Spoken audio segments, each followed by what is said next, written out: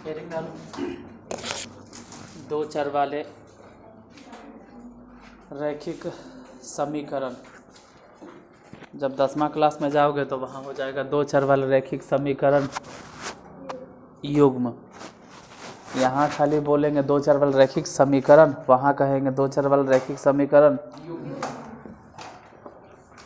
फिलहाल अभी आप लिखिए दो चर वाले रैखिक समीकरण। इस चैप्टर के नाम हुआ। एक्सरसाइज पूछें तो बता देना, जो भी एक्सरसाइज चलेगा। दो चर वाले रैखिक समीकरण, दो चर वाले बहुपद किसे कहते बताए होंगे।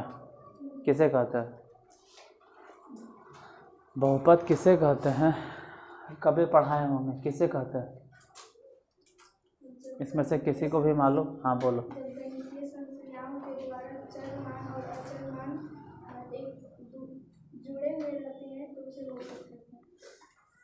तो फिर बीजीय व्यंजक किसे कहते हैं?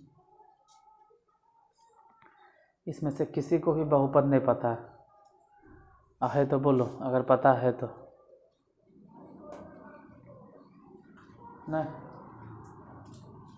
चल बहुपद नहीं पता है तो फिर समीकरण कहाँ से पता होगा? पहले बहुपद पता होना चाहिए। बहुपद किसे कहते हैं? नहीं पता। बीजीय व्यंजक किसे कहते हैं? तुमको छोड़ के बाकी सब। बीजीय व्यंजक किसे कहते हैं?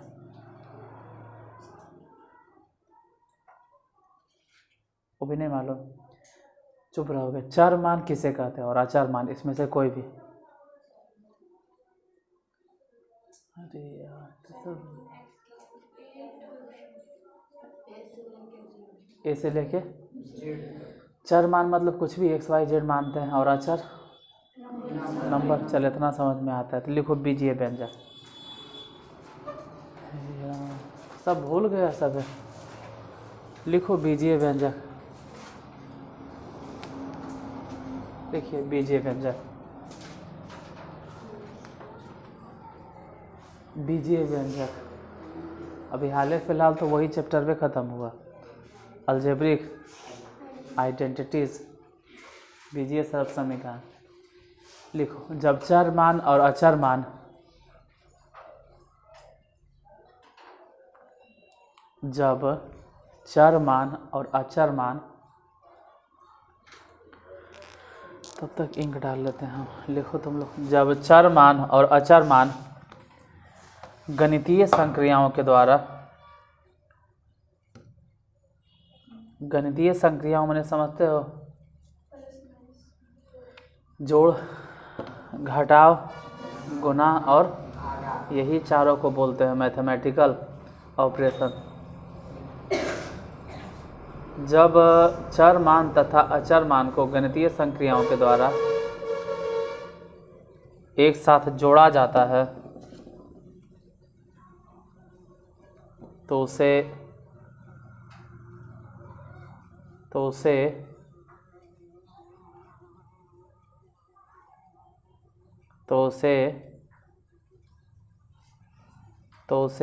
क्या कहेंगे?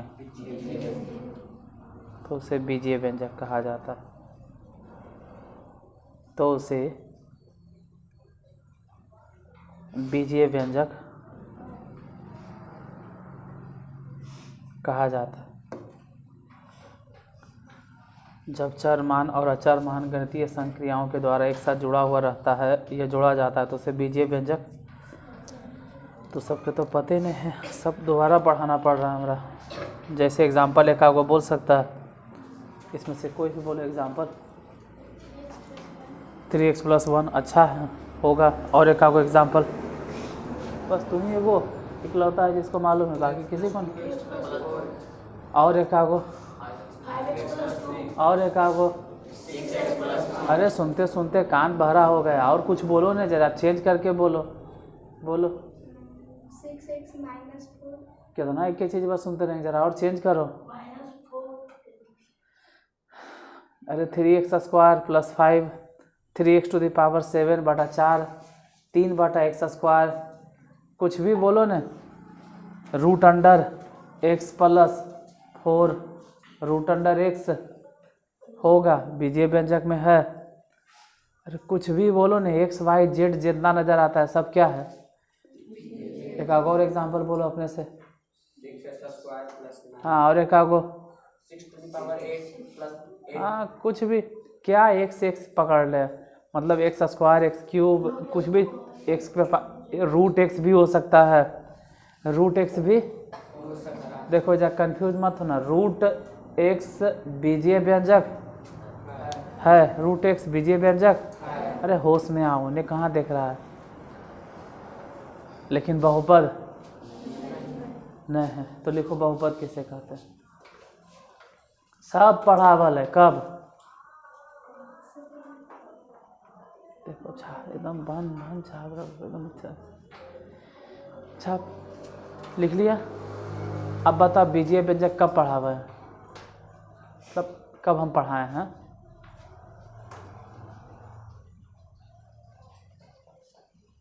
कब पढ़ाए होंगे बीजीय व्यंजक, बहुपद जब पढ़ा रहे होंगे ना, उसी वक्त जब बहुपद पढ़ा रहे होंगे उसी वक्त। उसको कम से कम इतना याद है कि जब बहुपद हम पढ़ा रहे होंगे तखनी हम पढ़ाए होंगे बीजीय व्यंजक। तो लिखो बहुपद दोबारा।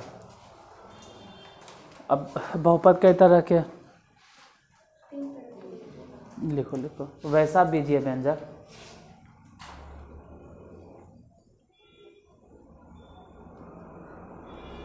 जिसके चर का घातांक याद है, क्या बोलेंगे। हाँ, एक पूर्ण संख्या हो या तो एक अऋणात्मक पूर्णांक हो, वैसा बीजीय व्यंजक जिसके चर का घातांक एक पूर्ण संख्या हो या तो कहो कि एक अऋणात्मक पूर्णांक हो, वैसा बीजीय व्यंजक जिसके चर का घातांक एक पूर्ण संख्या हो या फिर कह सकते हैं कि एक अऋणात्मक पूर्णांक हो। जैसे वह बता दे, समझ में आता है। एग्जाम्पल बोलो। 2x स्क्वायर प्लस 4 कुछ भी। और एक एग्जाम्पल 3x+1 भी कुछ भी हो सकता है। ध्यान रहे कि x पर पावर पूर्ण संख्या हो, मतलब बटा चिटा उटा नहीं हो। बेचारा की स्थिति बहुत गंभीर है, इसके आँख को पढ़ते हैं, बहुत गंभीर स्थिति है। पूर्ण संख्या इसको नहीं मालूम है। पूर्ण संख्या किसे कहते हैं,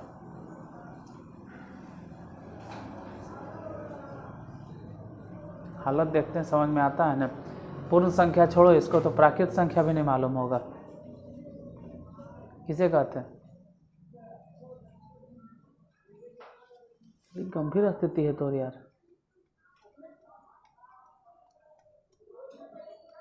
किसे कहते हैं।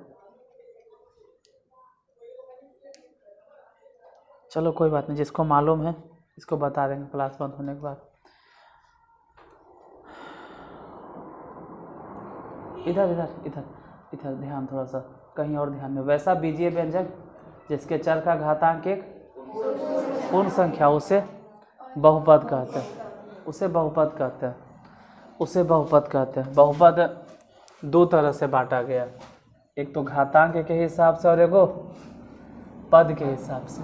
फिलहाल ये ध्यान देना है और ये देख के बताना है कि क्या है, मतलब देख कर बताना है कि कौन से बहुपद है घात के हिसाब से। घात के हिसाब से कौन सा बहुपद है, एक घातीय बहुपद, क्योंकि पावर कितना है, एक है, तो हम इसको बोलेंगे एक घातीय। और एक घातीय बहुपद को ही कहते हैं रैखिक। पता नहीं हर्षी का होता है दुर्गी का, रैखिक बहुपद।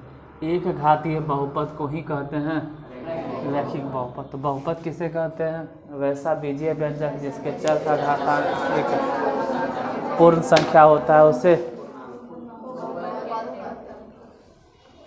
वैसा बीजीय व्यंजक जिसके चर का घातांक एक पूर्ण संख्या होता है, उसे बहुपद कहते हैं। फिर लिखो रैखिक बहुपद। रैखिक बहुपद रैखिक बहुपद, रैखिक बहुपद वैसा बहुपद जिसके चर का अधिकतम घातांक, या बोलो चर का घातांक, वैसा बहुपद जिसके चर का अधिकतम घातांक 1 होता है। तो इधर देख बहुआ, अब बोलो तो 18 गुने 4 कितना होता है? 18 गुने 4 कितना होता है? 18। ठीक है, बहुत अच्छा।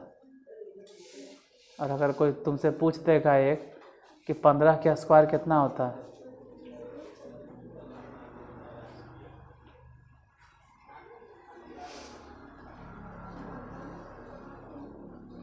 अच्छा 12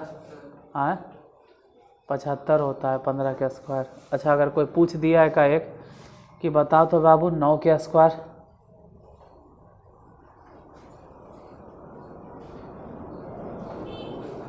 सत्ताईस होता है। बहुत अच्छा, ये तो ठीक है, 9 के स्क्वायर 27 होता है। लेकिन अगर कोई तरह से ही पूछ दिया कि 6 के स्क्वायर बताओ तो 6 के स्क्वायर,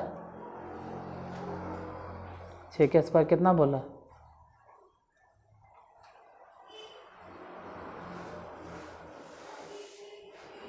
अब इसमें बाकी लोग फैसला करें किसको कहाँ पहुँचाएं। अगर वो भी वही कैटेगरी के 6 के स्क्वायर कितना, 9 के स्क्वायर, अब 12 के स्क्वायर,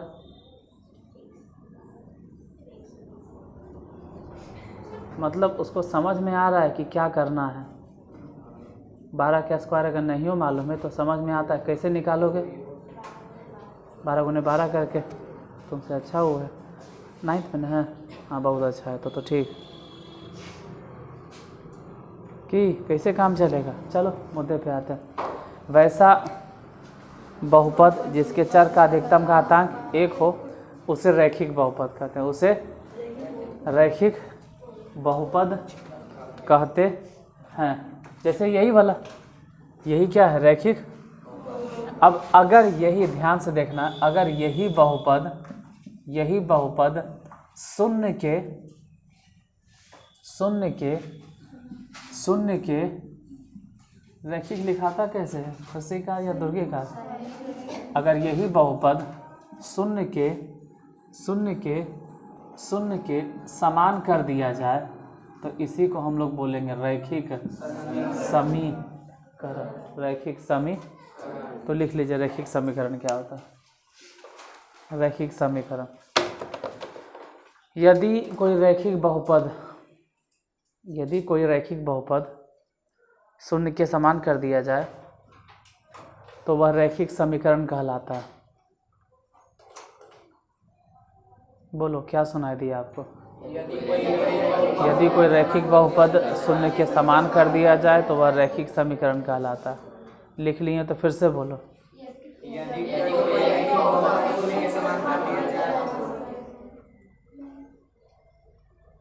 फिर से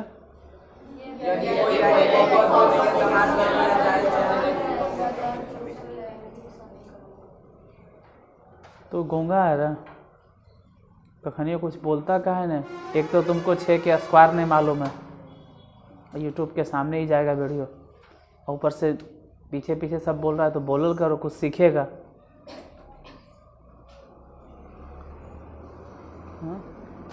यदि कोई रैखिक बहुपद शून्य के समान कर दिया जाए तो वही रैखिक समीकरण कहते हैं। हम तो ऐसा नहीं बोले, हम कहते हैं ऐसा तो नहीं, अपने मन से लिख लिए।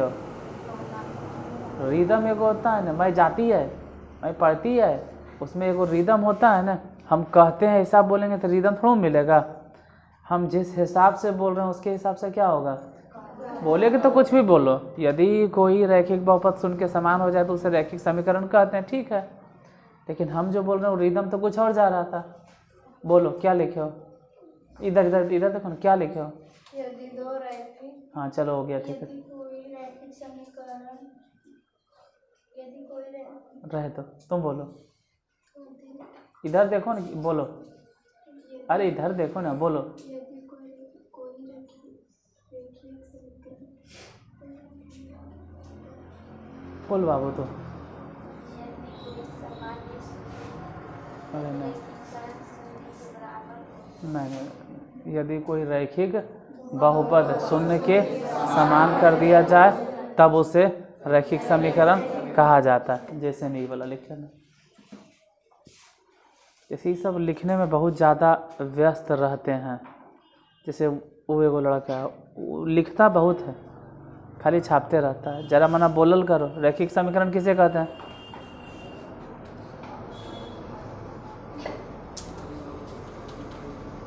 लिखता बहुत है, जबकि तुम्हारे बगल वाला उसको मालूम है रैखिक समीकरण किसे कहते हैं। यदि कोई रैखिक बहुपद को शून्य के समान कर दिया जाए तो वही रैखिक समीकरण कहलाएगा। जैसे ही वाला। अब ध्यान देना है कि इसमें चर मान कै गो है? एक गो ने।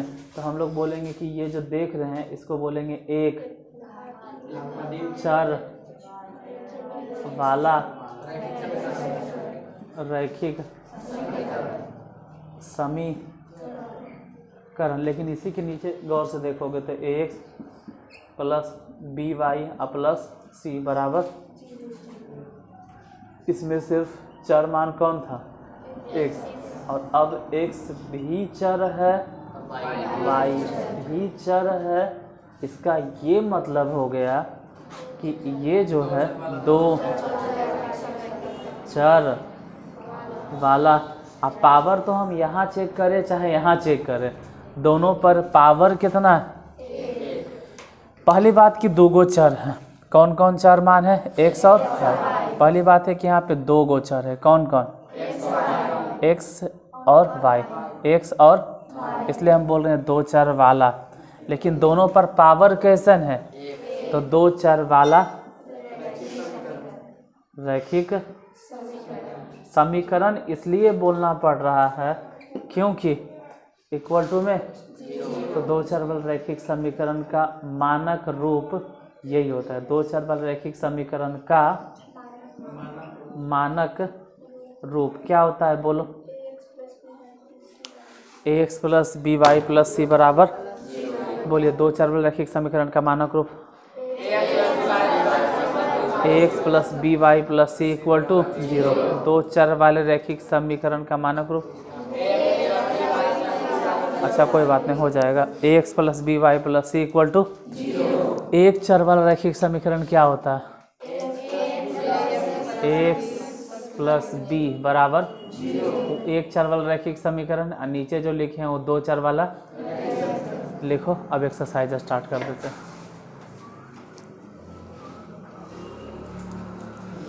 जल्दी लिखिए। अब लिखेल कह रहे हैं तो अपना दिमाग चला रहे हैं।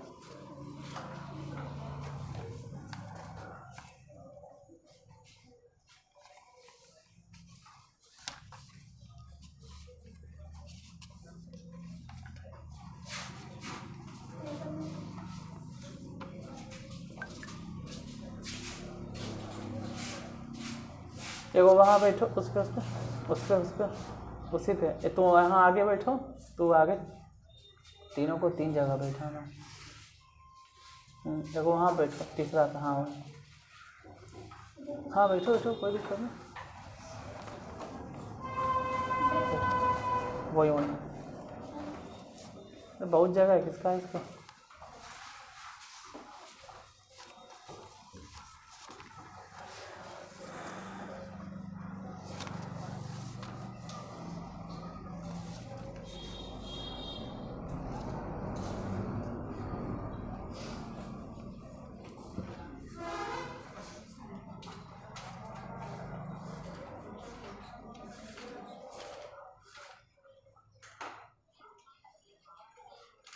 हो गया।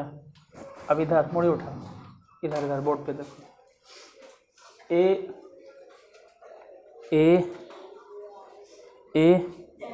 एक्स के साथ है, एक्स के साथ जो गुना है वो ए है, और वाई के साथ जो गुना है वो, और जो बिना एक्स वाई के है वो। एक्सरसाइज 6.1 के पहला नंबर क्वेश्चन लिखे क्या है? पहला दिया गया है, नीचे दिए गए समीकरणों को ax plus B Y plus C equal to 0 के रूप में लिखिए और प्रत्येक स्थिति में ए बी सी के मान बताइए। वहाँ से बोलना शुरू करो और बोलते जाओ क्या है क्वेश्चन। वहाँ से बोलना शुरू करो क्वेश्चन। नहीं पहला नहीं, पहले है क्या क्वेश्चन, इन बोलो।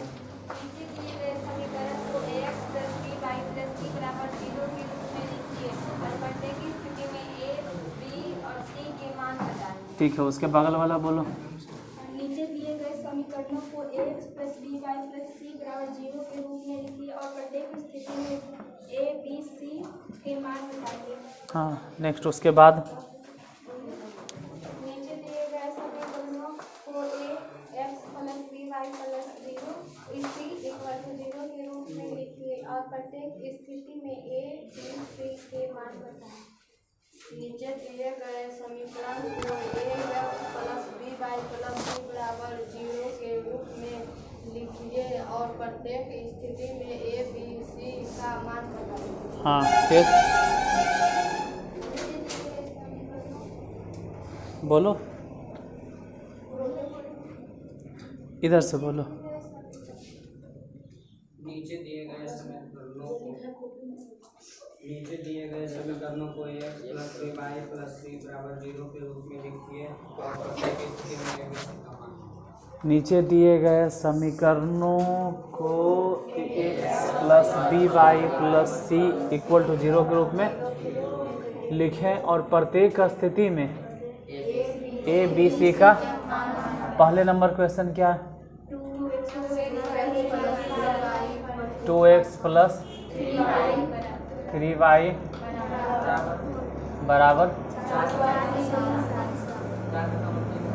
4.37। पहला नंबर है, ऐसे ही छोड़ दो। दूसरा देखते हैं, दूसरा नंबर क्या है? x - 4 बराबर √3y। तीसरा बोलो। 4 बराबर 5x - 3y। चौथा बोलो।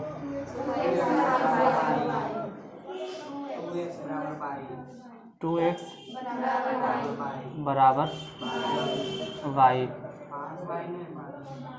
अच्छा y,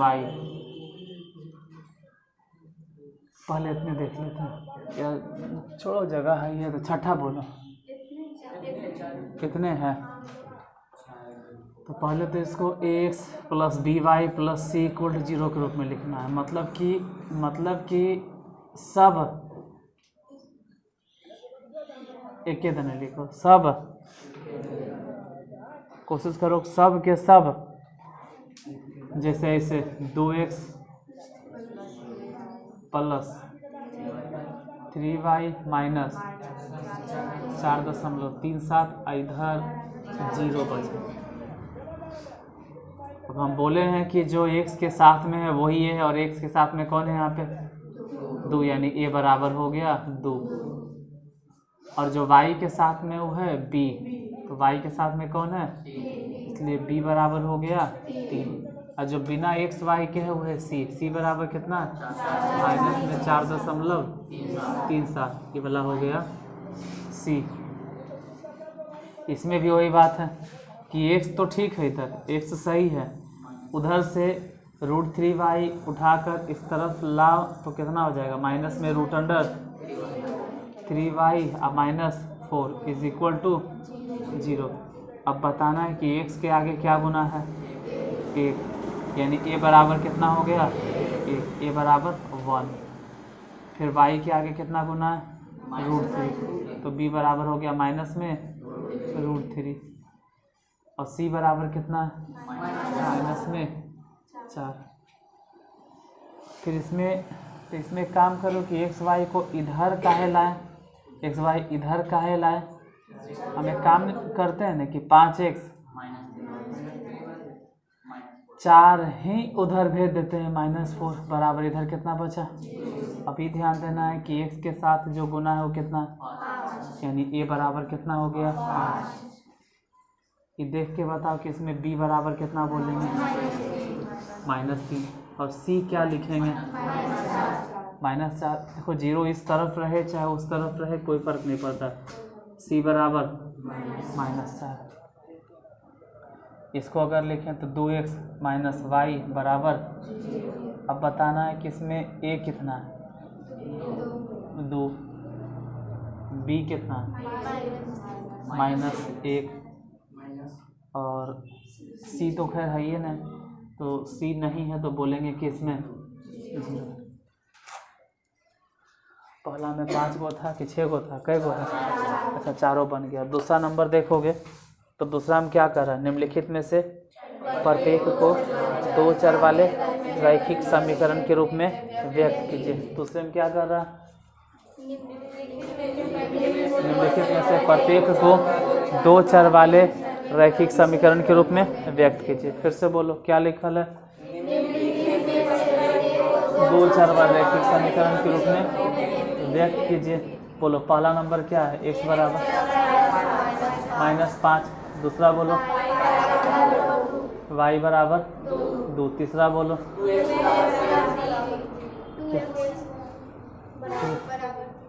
चौथा बोलो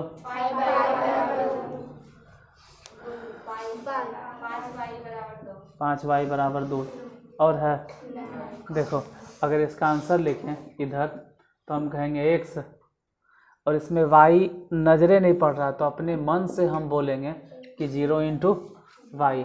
ऐसे भी कोई फ़र्क नहीं पड़ता, गुना हो के अब -5 उस तरफ जाके हो गया +5 = 0। यही आंसर यहाँ समझो, ये वाला। इसमें तो y है लेकिन x नहीं है, तो हम कह सकते हैं अपने मन से 0 × y। 2 को उस तरफ लिखेंगे तो -2 = 0। यही आंसर। इसमें क्या लिखेंगे, 2x, और x है लेकिन y नहीं है तो y अपने मन से 0 × y लिखेंगे, और ये 3 उधर जाके -3 = 0। अब चौथा तुम बताओ कि क्या लिखें, 0 × x + 5y -2 बराबर, राइट हो गया। ठीक, तो टाइप फर्स्ट ख़त्म, टाइप 2 अब कल मिलते हैं। टाइप 2 में जांच करना।